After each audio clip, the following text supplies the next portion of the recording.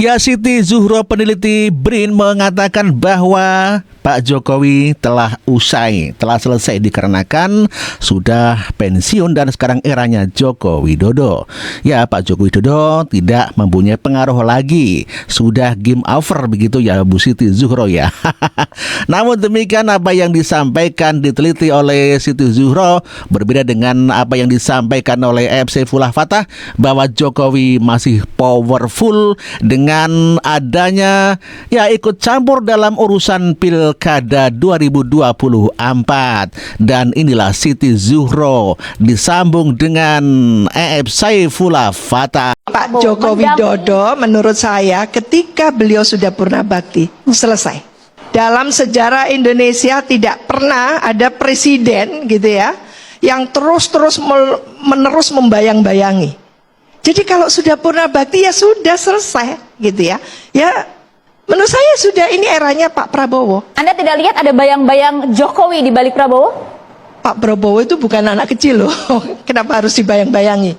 Jadi Pak Prabowo itu punya visi misi dan tentu program-programnya yang kalau sama persis, masa iya sih kabinetnya harus dibawa ke Hambalang, dibawa ke Magelang dengan cara-caranya sendiri yang memang punya background seperti itu. Jadi kalau saya tidak terbuai seperti itu. Memang dalam pemilu mungkin peran dari Pak Joko Widodo oke. Tapi pasca pemilu nanti dulu gitu ya. Karena bagaimanapun juga orang punya style sendiri. Dan menurut saya apa yang dihadapi oleh Pak Prabowo dengan Pak Jokowi sudah eranya beda. Ekspektasi ya, bagaimana meyakinkan, menganalogikan diri Pak Prabowo dengan masyarakat luas, dengan partai-partai yang ada, sampai seperti itu, tidak harus menimbulkan guncangan-guncangan, friksi-friksi di tengah masyarakat. Itu yang membedakan Pak Jokowi dengan Jadi Pak. beda era. Kan baru sekitar 100 hari atau lebih Jokowi lengser dan digantikan Presiden Prabowo. Tapi justru itulah, seharusnya waktu yang saat ini ada dipakai untuk beristirahat dulu. Karena secara manusiawi ia butuh istirahat setelah kerja panjang 10 tahun. Ternyata tidak. Dia aktif dan sangat aktif, apalagi dalam pilkada serentak yang lalu. Artinya di masa yang semestinya dia istirahat dulu saja dia aktif. Bagaimana dengan masa sesudah itu? Seperti apa ia akan aktif? Inilah yang kemudian membawa kita pada pembicaraan tentang mantan Presiden Jokowi, saudara-saudara. Mantan Presiden Jokowi sampai dengan saat ini masih aktif. Kita menghadapi satu kecemasan yang lebih besar, bahwa ia bukannya meluaskan cakrawala, tetapi melanjutkan orientasi yang sudah sangat sempit di ujung kekuasaannya sebagai presiden. Rocky Gerung juga mengatakan bahwa Prabowo Subianto akan meninggalkan Joko Widodo setelah kemenangan Pilpres kali ini. Namun demikian, pada kenyataannya Pak Prabowo tetap masih cinta kepada Pak Joko Widodo, dan inilah pernyataan Rocky Gerung. Pak Jokowi sekarang cemas karena Prabowo berusaha memasukkan sebanyak mungkin partai politik. Padahal prinsipnya less is more itu. Kue yang sedikit itu mesti dibagi dengan Jokowi udah gak cukup akhirnya. Jadi saya kira cerdik juga Prabowo. Masuklah PDIP, masuklah Nasdem, masuklah semua itu. Akibatnya apa? Ya Jokowi tersingkir. Dia dapat bagian yang paling kecil di situ kan. That's politics tuh. Tapi buat kita bukan itu politik. Politik adalah upaya untuk mengembalikan moral, the morality of the public itu. Dan itu yang tidak mungkin kita peroleh hari ini. Jadi selebihnya mungkin kalau ada persoalannya, kita anggap aja bahwa akan ada banyak keguncangan. Ada yang bergembira karena ini malam pengantin demokrasi. Tapi ada yang menganggap bahwa ini guncangan pertama pada kursi kekuasaan. Islah Bahrawi juga mengatakan bahwa Prabowo masih punya dendam kepada Pak Joko Widodo dikarenakan 2 kali dikalahkan. Dan inilah analisa Islah Bahrawi agar jangan mendukung Pak Joko Widodo. Menurut saya ini sungguh licik sekali ya Islah Bahrawi. Dulu sih ngefan banget sama Islah Bahrawi, namun demikian sekarang tidak. Banyak orang yang masih punya pikiran begini. Pak Jokowi ikut serta cawe-cawe dalam Pilpres kali ini dengan anggapan bahwa kalau nanti Prabowo misalnya menang, Pak Prabowo akan dikendalikan oleh Jokowi melalui cawapresnya hari ini, yaitu Gibran.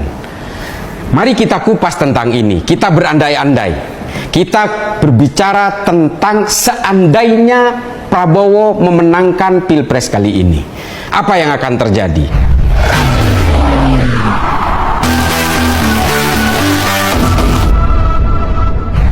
Kalau ternyata misalnya Prabowo menjadi presiden, tangannya sangat bertuah untuk bangsa ini, mulutnya, lidahnya bisa mempengaruhi arah perjalanan bangsa ini. Kalau kemudian ternyata semua kekuatan simpul-simpul Pak Jokowi yang ada hari ini kemudian diputus oleh Pak Prabowo, Pak Jokowi mau apa? Itu adalah pertimbangan pertama.